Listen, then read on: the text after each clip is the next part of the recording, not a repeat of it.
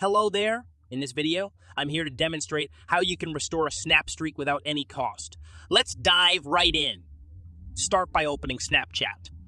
Navigate to your chats and select your friend's profile picture. Make sure to remember their username. Now, go back and click on your own profile to check your username.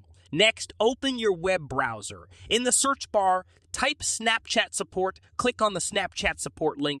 In the shortcuts section, click on I lost my snap streak. Scroll down and select I lost my snap streak. How do I restore it? Keep scrolling until you find the cross icon for was this article helpful. Click on it, then choose this article helpful. Click on it, then choose this article was hard to understand and tap on submit. Now, click on contact us. Select I lost my snap streak.